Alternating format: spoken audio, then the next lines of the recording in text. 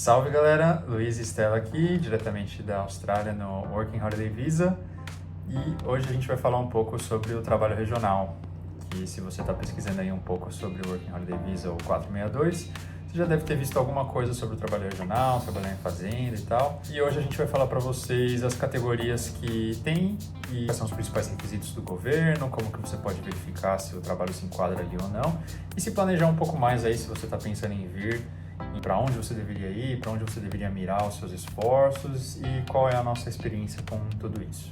Então a gente vai começar mostrando para vocês um pouco do site aqui, onde a gente consegue visualizar mais ou menos as áreas que a gente consegue trabalhar, né? Então o Luiz mencionou que tem alguns trabalhos específicos que a gente precisa fazer, as áreas que são permitidas, né, para você fazer o seu trabalho. Tem o hospitality, que é tudo que encaixa assim, Turismo e hotelaria, e tem também as áreas rurais, que aí encaixa fazendas, né? Então, colheita, plantar, podar, plantação, enfim, empacotar. Tem vários tipos de trabalhos que você poderia fazer numa fazenda e que provavelmente a maioria deles, se não todos, encaixariam para esse visto. E aí existem esses CEPs específicos que você precisa entrar no site e olhar com carinho, porque nem toda área que é rural vai se encaixar para a renovação do visto. Lembrando que esse trabalho regional você não precisa fazer efetivamente nesse primeiro ano, você só precisa fazer se você quiser renovar para o segundo ano.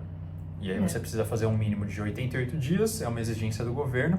Você vai ter que comprovar isso quando você for aplicar para o seu segundo ano de visto. Então aqui a gente vai focar na renovação para o segundo ano. E no final do vídeo a gente vai colocar aí para vocês quanto que a gente está ganhando aqui, e aí vocês conseguem ter uma média mais ou menos de quanto que a gente gasta, quanto que a gente vai ganhar e quanto que dá para salvar. E se você está curtindo aí, se você curte os nossos vídeos, já lembra de deixar aquele likezinho e o subscribe, né?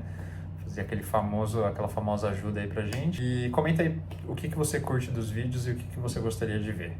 Bom, então eu vou mostrar aqui para vocês como vocês podem verificar o tipo de trabalho e os CEPs, né? Então você vem aqui no teu Google, você vai jogar o IME 462 aqui e ele vai te jogar para o site da imigração da Austrália. Então aqui ele fala que com esse visto você, para fazer 3 meses do trabalho, para ser elegível para o segundo ano de visto.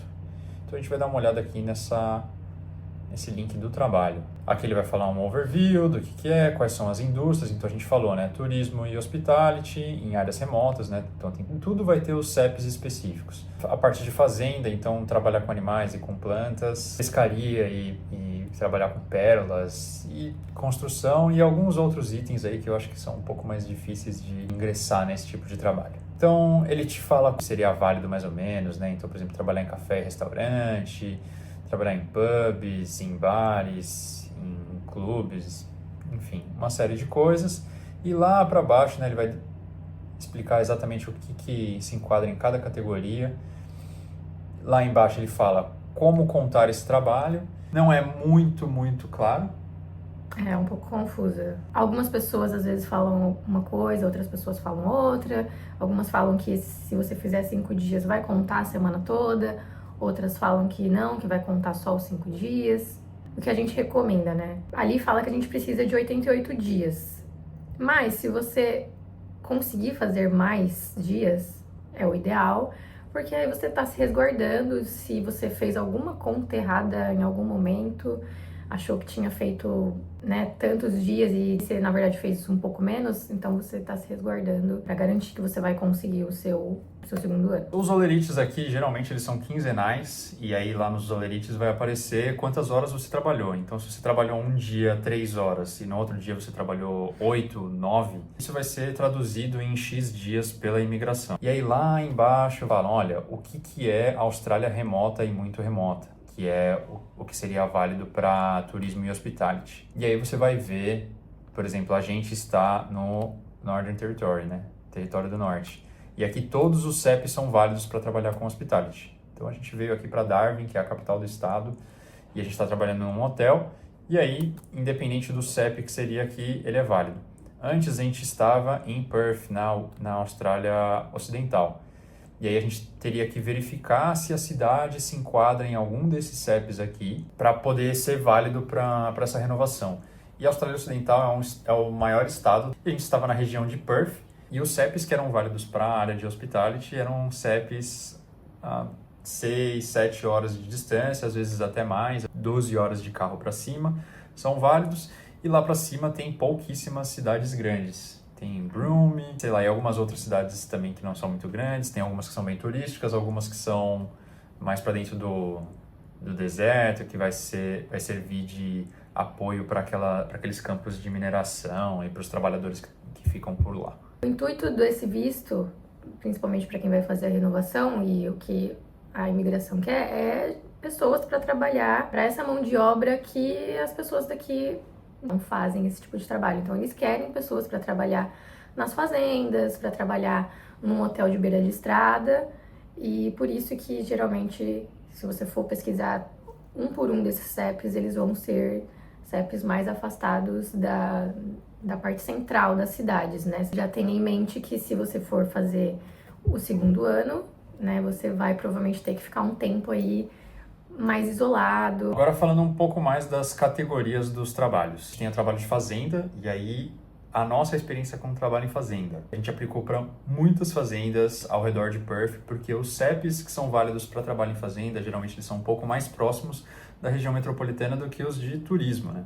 Os de turismo eles te mandam pro cafundó da Austrália. Os de fazenda já não é tanto, assim. Então, digamos que 1 hora de distância ali da cidade de Perth e tal, já tinham fazendas que eram válidas. A gente aplicou e mandou currículo para muitas, ligamos para muitas, fomos presencialmente, entregamos currículo, e a gente achou que seria um pouco mais fácil, mas a realidade tem muitos europeus e muitas pessoas no Working Holiday Visa procurando esse tipo de trabalho, especialmente perto das regiões metropolitanas. Então a concorrência é muito grande e não acha trabalho tão fácil. E essas fazendas, principalmente essas que eram mais próximas da cidade, que seriam, né, que foram a nossa primeira tentativa ali, elas eram fazendas familiares, pequenas. Quem trabalha nessa fazenda é tipo dono ali. A gente até achou algumas que eram maiores, assim, acho que teve uma que era plantação de vinho, e teve uma de uva, outra, né? de uva, de vinho, de uva. E teve uma outra que a gente chegou a fazer uma entrevista, que era uma fazenda de morango. Chegamos. E eles mandaram um e-mail perguntando se a gente podia ir, acho que no dia seguinte ou 2 dias depois. E a nossa primeira surpresa foi, a gente alugou um carro, fomos até lá, e quando a gente chegou lá, a quantidade de mosca é algo que a gente nunca viu na nossa vida, assim, praga bíblica das moscas. Será que a gente consegue ver ali? Olha as moscas. Dá pra ver, sim. Talvez se você estacionar mais ali na frente, talvez tenha menos. Ah, amor, mas aqui não tem muito o que fugir, não. Ah, na hora de descer, senão elas vão ver tudo na nossa boca. O carro, em volta do carro, assim, a gente estacionou o carro e eram moscas nas janelas, no para-brisa, em todos os lugares. A gente saiu com chapéu e você tinha que ficar assim, ó. E aí abriu a porta do carro, encheu de mosca, né? Ó, na primeira vez que a gente foi, a moça chegou com a gente na sala, a gente conversou bastante, ela falou pra gente se apresentar, falar da nossa experiência.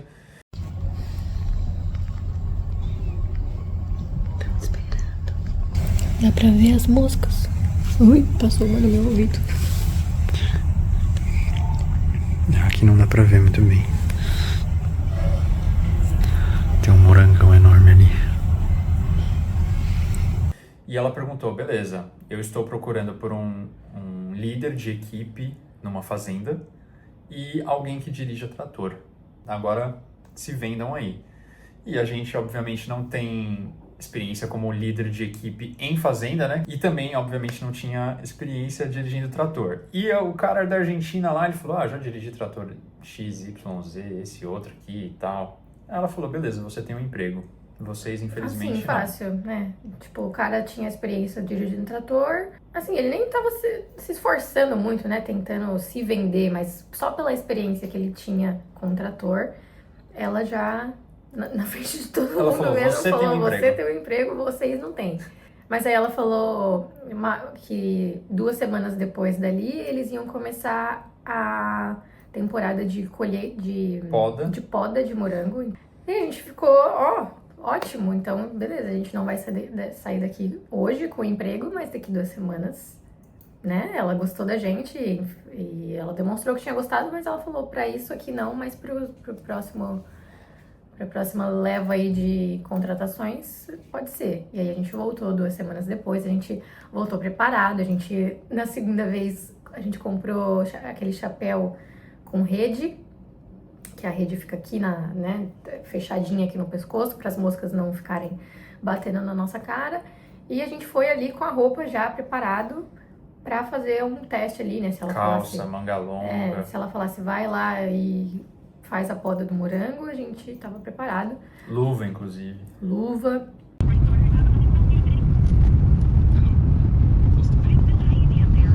ver ali, ó. Como é que fala? Esqueci o nome desse negócio aí. Não é tenda, não é. Mas ali tá a plantação de morangos. Hoje é o teste número 2, né? Entradinha aqui. Teste número 2, vamos ver, né? Teste número 2, vamos ver se dá certo. Ó, aqui dá pra ver melhor. Mais ou menos, eu tenho um arbusto na frente. Tá animado? Pegar uns morangos. Pegar uns morangos, a gente vai fazer um teste, né? Acho que de fazer tipo uma poda, né? Uma poda. Aquele carrinho ali tá com cara de que... Acho que tá na mesma que a gente. Vamos ver se hoje vai estar cheio de mosca aqui, igual aquele dia. Tem mostra no céu. Acho que hoje deve estar rolando alguma queimada, não tenho certeza. O céu tá todo esquisito, cheio de fumaça. Hoje parece que não tá cheio de mosca aqui perto das árvores. Pra não falar que não tem nenhuma, tem essa aqui, ó. E chegamos lá e dessa vez tinha mais gente. Todos europeus também. Só tinha francês, né? Só francês. Tinha 2 meninas que pareciam que estavam indo pra academia, elas estavam de shortinho e regata.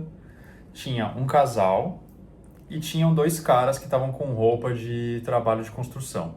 A dona da fazenda estava lá, que era uma vietnamita. Ela ficou durante toda a avaliação. Na primeira vez que a gente foi ela que fez as perguntas. Nessa segunda vez ela também estava lá. E ela sempre botando muito medo.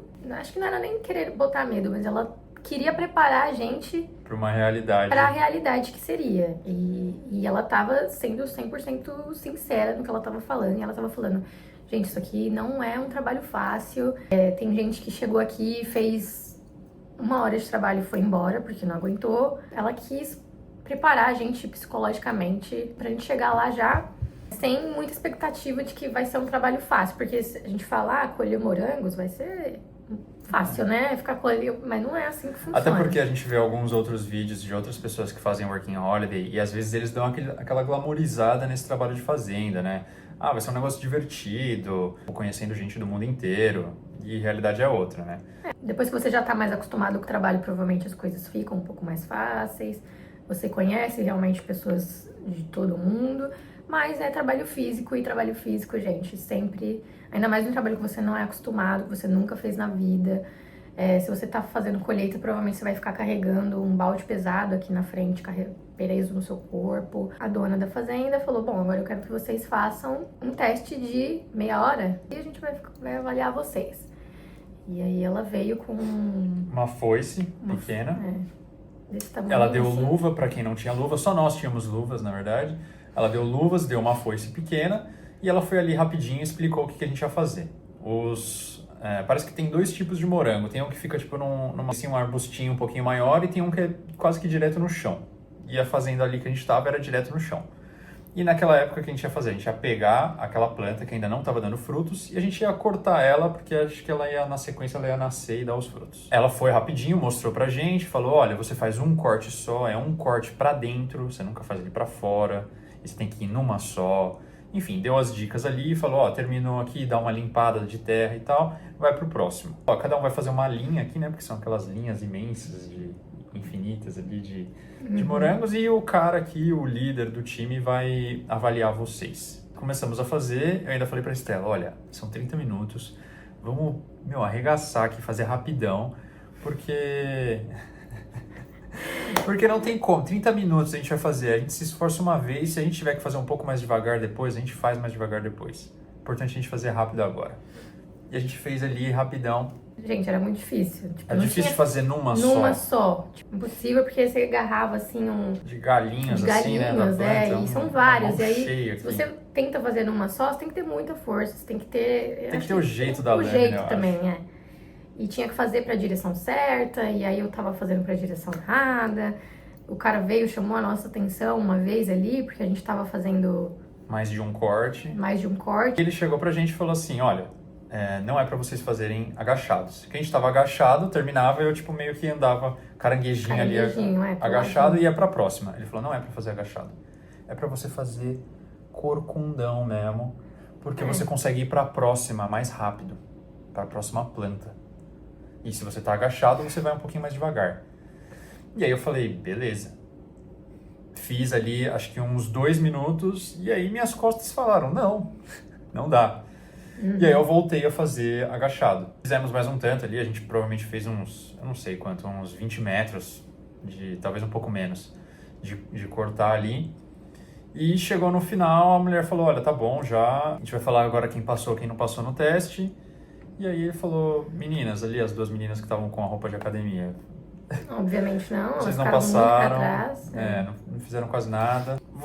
Aí ela falou para os franceses, vocês passaram, os 2 que estavam com roupa de trabalho, falaram pra gente, vocês infelizmente não passaram. Depois de 30 minutos, a gente ficou muito dolorido. Embora a gente faça academia e tal, a gente estava fazendo um tipo de movimento e que a gente não estava acostumado, a gente ficou muito dolorido.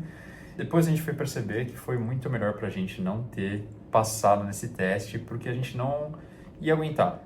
Fazer 5 dias por semana, várias horas, ia ser algo que ia nos detonar, assim, fisicamente.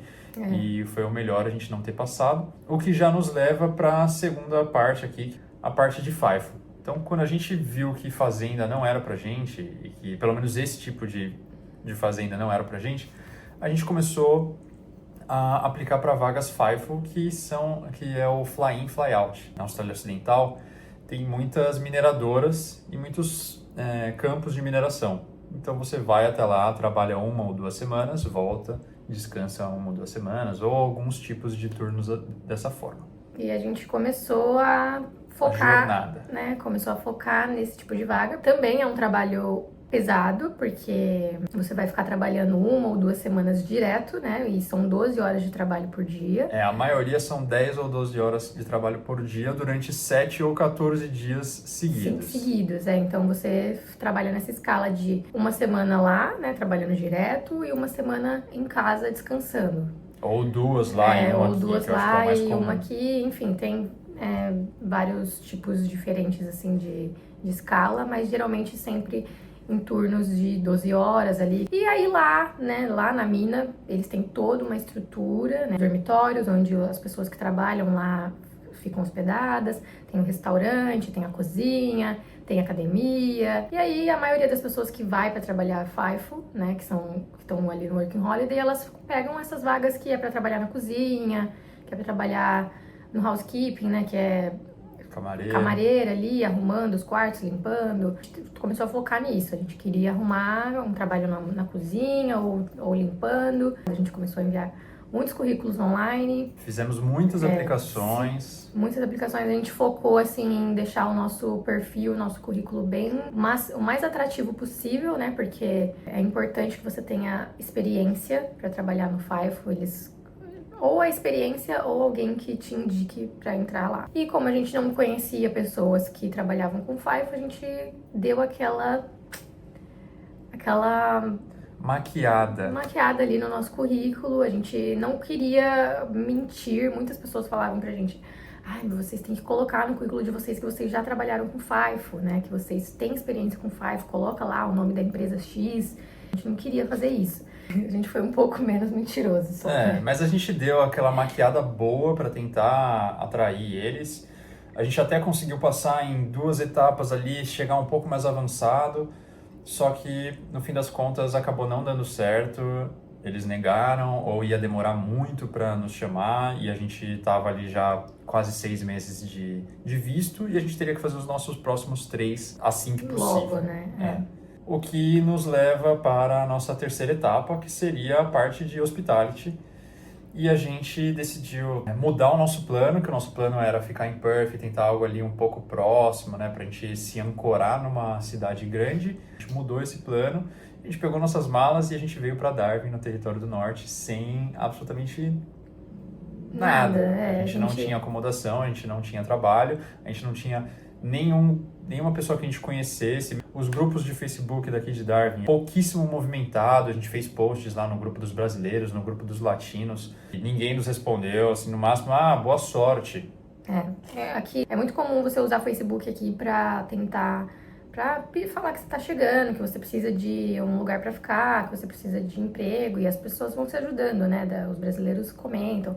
E lá em Perth foi assim, a gente conseguiu acomodação lá, postando no Facebook, emprego também. Então a gente achou que talvez aqui em Darwin fosse ser assim, mas não foi, porque aqui não tem muitos brasileiros, não é muito movimentado, não é algo que vai te ajudar muito ficar postando no Facebook se você estiver vindo pra cá. Agora, se você acompanhou a nossa jornada aqui, você pode até ver no outro vídeo, a nossa chegada em Darwin ela foi muito positiva. A gente, dentro de uma semana que a gente alugou um Airbnb ali, a gente saiu entregando o currículo e procurando casa. E a gente no primeiro dia que a gente foi entregar currículo, a gente entregou num lugar e a chefe ali falou, venham semana que vem. E sobre a casa, foi também acho que no primeiro ou segundo lugar que a gente perguntou, ela veio, já mostrou aqui o nosso apartamentinho e a gente curtiu e foi, assim, uma chegada perfeita pra gente. Agora, muito importante, a gente chegou logo antes da alta temporada começar. Então a cidade estava vazia, eles ainda estavam se preparando para a alta temporada, então eles estavam começando a procurar pessoas para trabalhar, as casas ainda estavam vazias e a gente conseguiu se encaixar perfeitamente aqui. Acho que fica a nossa principal dica, que é você se planejar bem com relação ao seu trabalho regional. Quando a gente chegou aqui, como o Luiz falou, a gente chegou logo antes da alta temporada começar, que é mais ou menos 6 meses de baixa temporada, 6 meses de alta temporada. Então a gente chegou ali em abril, logo depois ali, umas 2 semanas depois, começou a chegar muita gente de Working Holiday. A gente começou a ver, assim, as pessoas, né, andando ali, entrando no hotéis para entregar currículo, várias pessoas com pastinha debaixo do braço. No hotel que a gente trabalha, inclusive, já a nossa chefe contou que depois, né, foram várias pessoas lá entregar currículo. Falou que entregaram 50 currículos, assim.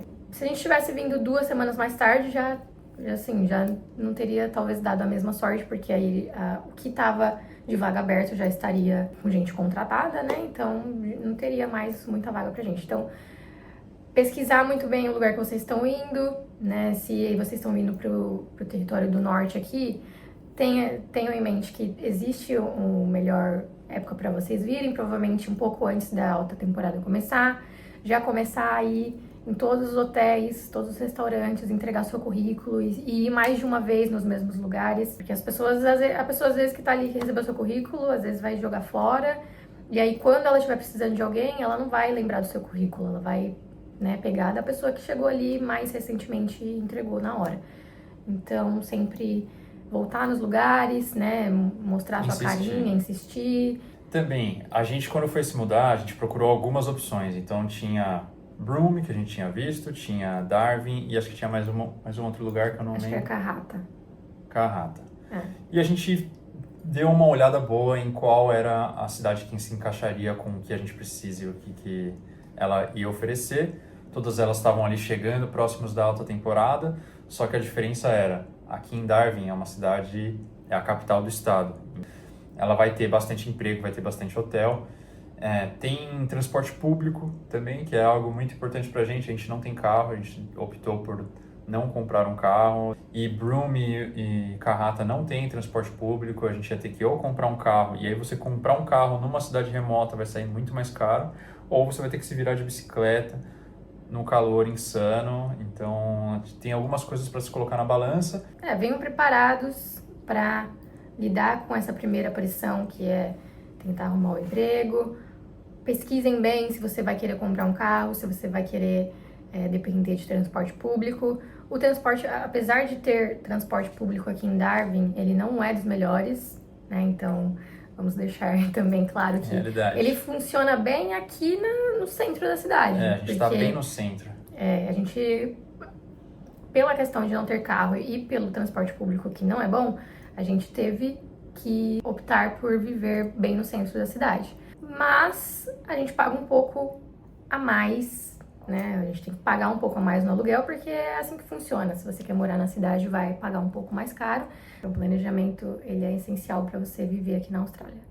Isso, e quando a gente pensa também em hospitality, a gente vê muito aí na internet pessoas que vão para aqueles hotéis beira de estrada, aquelas cidades pequeníssimas, assim. A gente até pensou em alguns momentos em ir para esses lugares, mas a gente sentiu que talvez não fosse a nossa vibe ficar tão isolados. Bom, e aí a gente indo para o nosso próximo bloco aqui, que seria a parte de quanto se ganha no trabalho regional. Então, ali falando da parte de fazenda, o que eles tinham nos falado era que a gente ia ganhar o salário mínimo, que é aproximadamente, acho que $25 por hora, ou você poderia escolher em ganhar por peso que você pega. Então, digamos que cada quilo de morango tivesse ali um valor X, e aí se você é muito bom na colheita do morango, você pode ganhar um pouco mais. Mas que eu imagino que deva ser um negócio bem suado. Então, se você botar na balança, você ia trabalhar muito, né, em condições muito complicadas, muito difíceis, calor, escaldante, e ganhar muito pouco. Mas a gente não sabe também, a gente não fez muita pesquisa de outras fazendas, né? Deve ter fazendas que pagam um pouco melhor. Pro segundo, que seria o FIFO, né? Esse trabalho de restaurante, até em hospitality, só que em regiões de fly-in, fly-out. O pagamento pode ser um pouco melhor, mas a gente não chegou até a parte de ver o quanto a gente efetivamente ganharia, mas o fato é que você vai ganhar pouco a mais do salário mínimo, então a gente imagina que é algo entre 27 e $30 por hora, só que você vai ter que trabalhar 12 horas, de 10 a 12 horas por dia, durante 14 dias, para depois ter uma semana de descanso. As pessoas que estão atrás de trabalho FIFO aqui na Austrália, elas querem porque é um trabalho que você acaba ganhando muito dinheiro. Não sei nem se é porque paga tão bem, mas é porque você trabalha muito, né? Muitas horas seguidas. Então imagina, se você trabalha 12 horas por dia durante 14 dias, né? E você tem tudo pago lá no seu trabalho. Você não, se você está hospedado lá no site que você está trabalhando, você não está pagando aluguel lá, né? Você não está pagando comida, porque eles te dão tudo. Eles vão te dar o lugar para você morar, a academia que você vai ter lá vai ser de graça, a comida, né? Várias refeições por dia. Então você não vai gastar com nada, né? Apesar de você não estar ganhando muito dinheiro por hora, você vai trabalhar muito e não vai gastar. Então você acaba conseguindo juntar muito dinheiro, é por isso que acaba sendo um trabalho atrativo para as pessoas aqui, né? Porque apesar de ser muito esforço físico também, né? Dependendo da posição, você vai conseguir juntar dinheiro. A gente sabia que ia ser físico, mas por isso que a gente queria o FIFO, porque ia ser muito bom financeiramente. E também, muitas vezes, é um trabalho glamourizado. Se você procura na internet, eles vão te mostrar os restaurantes vão ser bons, as acomodações vão ser boas, mas eu imagino que eles comem o teu couro de tanto trabalhar lá. E a gente chega na terceira opção, que foi onde a gente ficou, né, que é o hospitality. A gente vai falar o... Sim, quanto a gente ganha por hora. Acho que sim, é o que as pessoas querem ver. É o que você quer ver. Aqui em Darwin a gente ganha 25, só que como a gente é contratado casual, você tem um bônus ali, que mais ou menos é descontado nos impostos, então o valor chega mais ou menos a 30 por hora, só que aí desconta um pouco dos impostos, então fica ali 27, 26 por hora.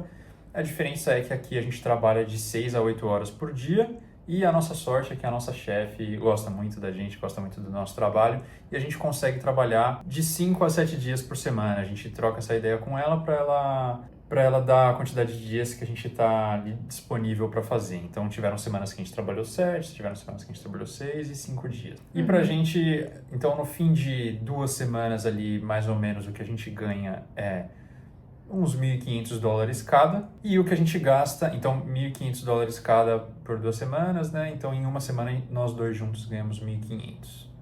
A gente gasta mais ou menos US$ 500 de conta aqui com aluguel e a gente gasta aí uns US$ 200 com mercado, farmácia, celular, que a gente gasta US$ 30 por semana, então aliás, por semana não, por mês, então mais ou menos 7,50 por semana e, bom, um pouco de lazer aí, então fazendo toda essa conta aqui, eu vou fazer os cálculos aqui, a gente vai chegar num valor que eu não sei quanto que é, mas que é o valor que possivelmente a gente consegue guardar por semana.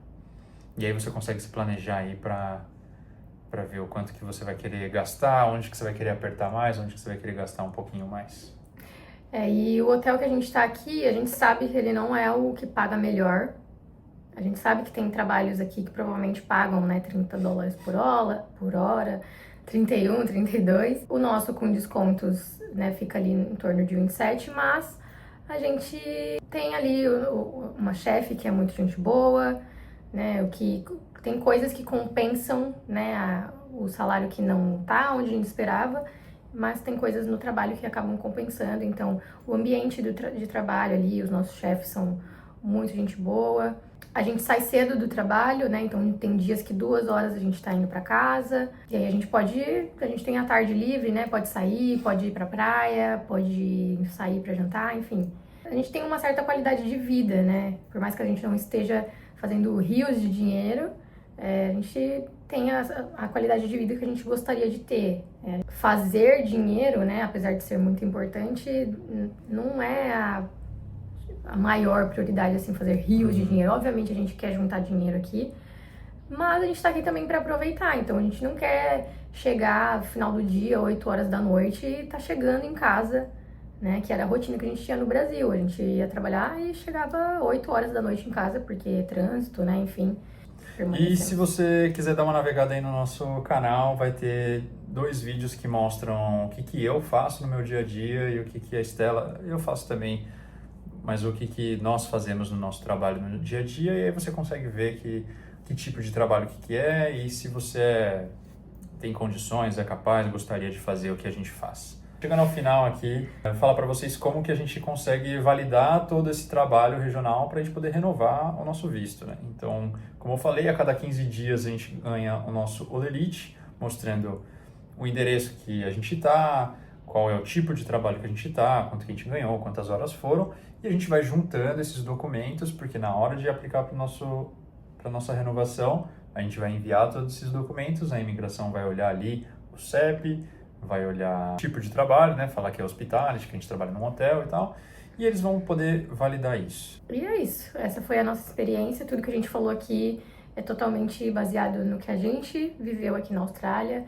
Então, a gente sabe que tem pessoas de realidades diferentes, que ganharam mais, menos dinheiro, tiveram mais, menos facilidade em arrumar emprego e casa e etc. Deixar uma última dica que é tipo assim, vai dar um friozinho na barriga, mas eu acho que o friozinho na barriga, o medo, né? Às vezes as pessoas falam vai sem medo, mas o medo também é o que coloca nossos pés no chão e o que faz a gente se preocupar um pouco a mais, e é aquela preocupação que às vezes vai valer a pena, que vai fazer você se planejar com mais cuidado, com mais detalhe, e que vai fazer as coisas darem certo no final. É isso, então se vocês curtiram, gente, deixa um like, deixa aqui um comentário, se vocês tiverem alguma dúvida sobre o vídeo também, sobre as informações que a gente passou aqui, pode deixar aqui nos comentários que a gente vai tentar responder vocês, e a gente pode até trazer conteúdos, mais conteúdo falando um pouco mais, destrinchando, né, partes específicas aí do que vocês tiverem de dúvida.